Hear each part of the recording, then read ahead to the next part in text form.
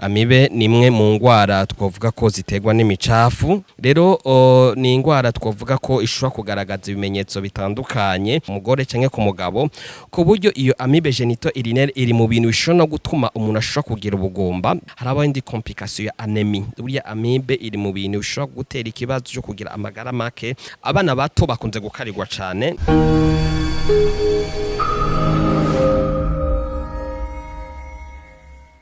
Ndabaramukije abariko bakurikirana kino kiganiro nkuko musanzwe mubimenyereye muri kumwe na Dr Boaz n'ibitanga mu buzima bwa misi yose nsanzwe nkorera mu bitaro bitandukanye vya mu gisagara ca Bujumbura. Mugabo muri no misi ndiko nkorera cyane ku bitaro byo kwa Johnson. Nkuko batubajeje tuza kuvugana ku ngwara ya amibe. Amibe ni imwe mu ngwara twovuga ko ziterwa n'imicafu, mu gifaransa dukunze kwita maladie orofecale. Ni ingwara yandukira, umuntu yandura biciye mu kwinjiza imicafu y'umwanda mu kanwa biciye mu nzira zitandukanye. Rero iyo ngwara ya amibe ni ingwara iterwa n'imikrobe yo mu bwoko bwa parasite. Ahanini cyane kibitera ni mikrobe yitwa Entamoeba histolytica. Rero iyo niyo yoba ikaze cyane mu bikunze gutera iyo mikrobe yo mu bwoko bwa parasite twita amibe. Rero amibe ziri mu bwoko butandukanye. Ico twamenyesha kwanza nuko iyo ngwara atari ngwara tuvuga yuko isanzwe ko benshi bakunze kwifata minenegwe ngo ngwaye ka amibe.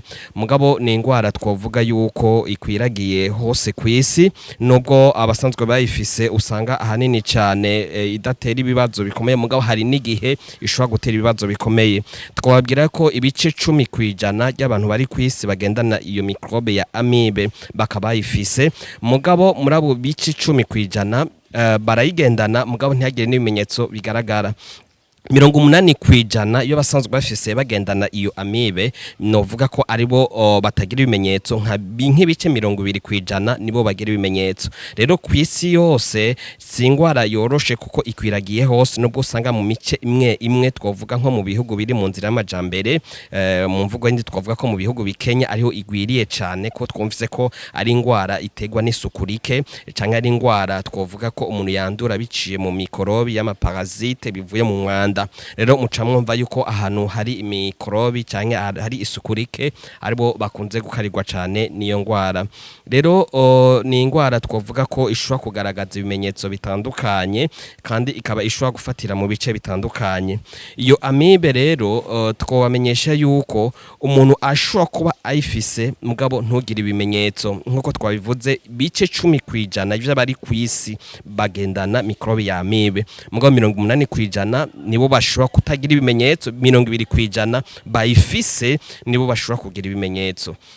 Rero icambere ni ingwara ishobora kuba asymptomatique, ushobora kubifise ntugira ibimenyetso. Rero mu gihe byashitse ukagira ibimenyetso, ikimenyetso cambere igitego na amibe no kuribwa mu nda, rimwe ukanacibwamo, habaho gucibwamo akagera n'igihe ushobora no gucibwamo amaraso.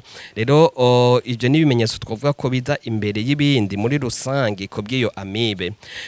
Mbwiye rero twovuga ko ifata mu bice bitandukanye, zira ubwoko butandukanye. Harabaho amibe cerebrale, ni amibe ifatira mu bwonko, ikabitegwa na parasite yitwa Naegleria fowleri. Yoyo ikabifata ibice vya cerveau ubwonko, kandi complication yayo cyangwa ingaruka yayo ikunze gutera ivyo twita abcès cerebral, ni bivyimbe mu bice vya cerveau by'ubwonko. Hakabaho na amibe pericardique, iyo ni amibe fatira mu gice kimwe c'agahimba gakikuje umutima twita pericarde. Hakabaho na amibe twita pleuropulmonaire, iyo ni amibe fatira mu bice vy'amahaha muri envelope twita plèvre na gakushe cyangwa envelope gakikuje amahaha.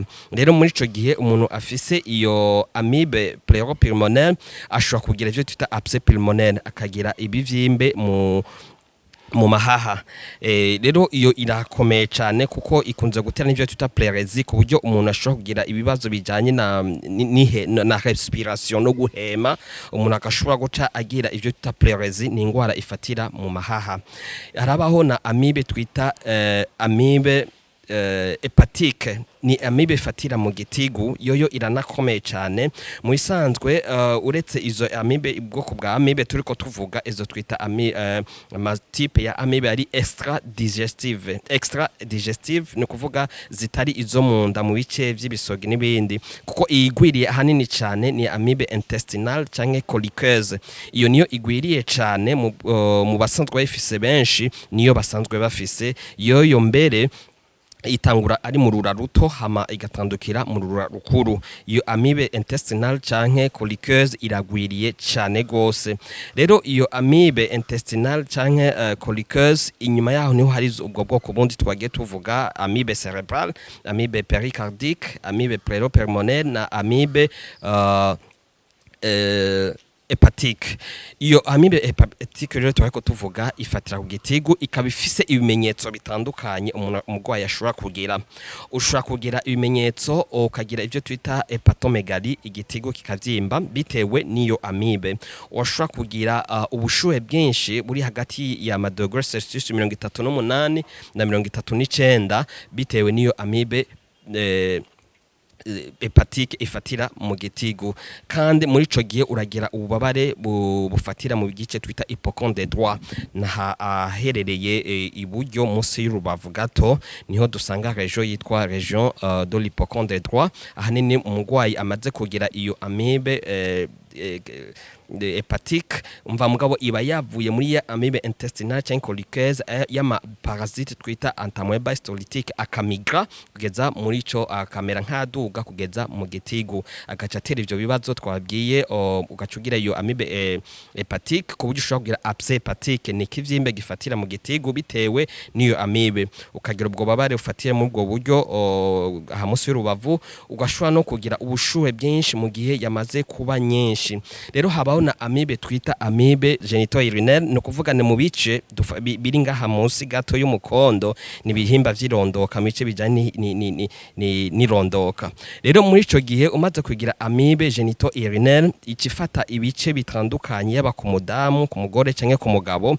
ku buryo iyo amibe genito-urinaire iri mu bintu bishobora gutuma umuntu ashobora kugira ubugumba bivuye kuri amibe urumva ko iyo ari imwe mu makomplication ashobora gutegwa niyo amibe dufata ko ari amibe isanzwe kuko mu bantu bari kwisi basanzwe bari kwisi yose hagati y'ibihumbi y'abantu bari hagati 40 n'ibihumbi 100 barapfa buri mwaka bahitanywe niyo ngwara ya amibe tugafata umengo na kanu gato mugabo ni ingwara ikomeye nubwo atari benshi ugereranje n'abantu bari kwisi mamiliyari ari kwisi mugabo hagati y'ibihumbi 40 n'ibihumbi 100 bashobora gupfa bahitanywe n'ingwara ya amibe sibake rero mu ma complication ngo tuko tubivuga amibe genito-urinaire umva ko ushobora gutera ibindi bibazo yaba sterilité infertilité uko kubugumba ikindi naco ni amibe cutane ni amibe ishobora gufatira ku rukoba igatera ibibazo bitandukanye bishobora gutuma umuntu ashobora kugira ibintu bifurutira ku rukoba ashobora kugira ibintu biza nk'ingwara zo ku rukoba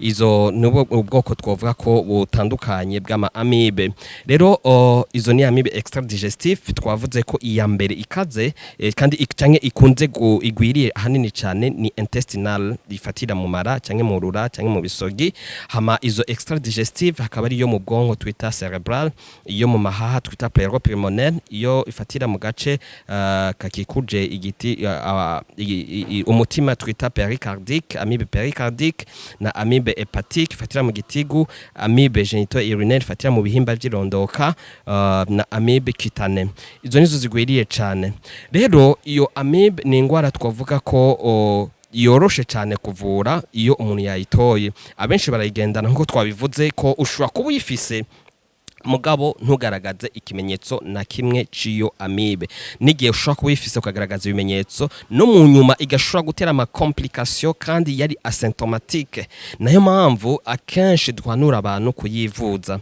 rero irapimwa tuyipima mu musarani ahari hose irapimwa nonga ku bitaro vyacu kwa Johnson mbere benshi baratwitura cyane ko dufise abahinga mu gupima muri laboratoire ku buryo bazitora kandi tukazivura kandi turazivura neza cyane abenshi baratwirukira bavuye mu ntara hagati abavuye mu bihugu bindi twanye imbibe ko kuva kera mu myaka y'ibihumbi 1950 rino vuriro gitangura nyene abantu benshi rihurumbira cyane kuko twasanzwe dukora byiza kandi bishimisha abagwayi. Rero iravugwa kandi igakira. Uretse rero kukuvugwa kandi igakira, harabaho ama complication yandi apart yo ma complication cyangwa ingaruka twagiye tuvuga, nuko inyuma yuko ushobora kuba yaguteye ivyo byose bibazo, harabaho indi complication ya anemie. Buriya amibe iri mu bintu bishobora gutera ikibazo cyo kugira amagara make, irashobora kununuza amaraso gake nubwo atari cyane nkiza ankylostome zinunuza amaraso, mugabo amibe nayo iranunuza amaraso mugabo atari cyane. Umuntu usanga ikimutera kubura akayabagu, kudafungura bigaca bituma agenda atakaza ibiro atera yonda.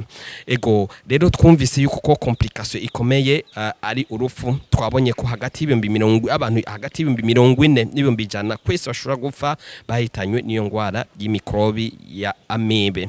Rero ni ngwara twotera kama ariko batwumviriza yuko muyivuza kandi ikabikira, ikaba ishobora kwandukira mu buryo bworoshe cyane, kandi abenshi usanga bibagora kwirinda. Contamination yayo usanga umuntu yandura biciye mu micafu, ko twavuze ahanini ikunze kuboneka mu micafu y'umwanda mukuru.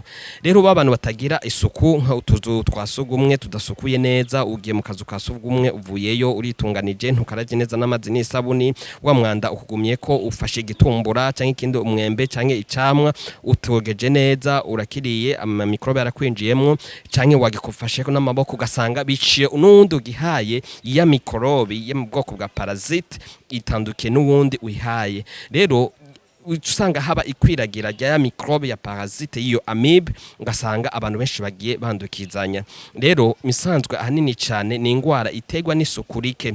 Rero utuzu twasugumwe ko bari kuba twumviriza mutugirira isuku, zasazi ziraduma zikaguruka zikaja mu masahani ahantu mwasize ibikoresho byo mukoresha mu nzu, bigaca bituma byandura, mugaja gushira ku imfungurwa ugasanga zamaze kwandura ya microbe yo mu bwoko bwa ntamoeba histolytique ritera iyo amibe, ugashobora usanga ushoye kuyinjiza ukayenjera ukaba wiyandukije umubiri wawe, kandi nawe ugashobora kwandukiza abandi mu gihe utagize isuku yiza. Nk'abasanzwe bajya ku tuzu twasugumwe hageze kwitunganya utakaravye n'amazi n'isabuni, wa mwanda uba wakoze ko n'amaboko, harabakoresha amaboko n'amazi, harabakoresha papier hygienique, nk'abakoresha n'amazi n'amaboko, uca usanga mu gihe utakoresheje amazi n'isabuni ya myanda ira kugumamwo ku buryo ushobora kwiyanduza ukanduza n'abandi.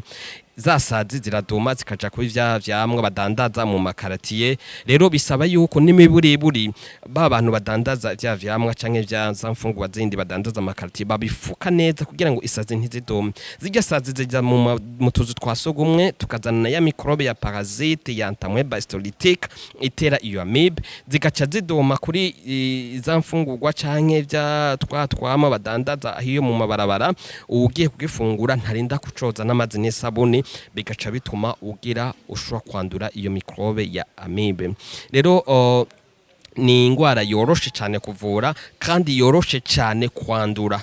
Abana bato bakunze gukarirwa cyane, nk'abana bavura hoho uca usanga aguma akora hasi hari imicafu, kandi umwanya muto ashintoke mu kanwa, barakarirwa cyane. Rero nk'aba bantu twovuga ngo abayaya canke abasanzwe bacunga abana mu ngo zacu, ni vyiza ko twababwira ko abana babacunga ahantu hameze neza hasukuye, batashobora kubarekeza hariho hose, kuko umwana nta bwenge aragira, ashobora kwanduza kiyanduza ya microbe y'ama parasite, agashobora guca yinjira muri tube digestif, agashobora guca yandura iyo microbe ya amibe. Kandi niyo kwa kundi usanga abamana ibibazo amadiyare, gucibwamo n'ibindi, kuribwa, umwana ntagira amagara meza, kubura akayabagu n'ibindi. Rero ni ingwara twovuga yuko ivugwa kandi igakira mu gihe ubwacu twoyirinda, kandi kuyirinda ni isuku rifatiye mu tandukanye, utuzu twasugumwe, ibyo dufungura, ibikoresho dukoresha mu gufungura, amasahani, ibiyiko, mu gufungura dukarabe neza n'amazi n'isabuni n'ibindi bitandukanye. Rero mu gihe twogira isuku tuba twirinze iyo ngwara ya amibe. Go tukaba tubashimiye kuko tubashimiye kuntu mwadukurikiranye, dushimira ni televiziyo Mijo Talent TV kukuntu badahengeshanya gutanga inyigisho biciye ku baganga batandukanye kugira ngo bashobore kwigisha ibijanye n'amagara y'abantu. Hama murakoze, mwari kumwe na Dr. Boaz n'ibitanga.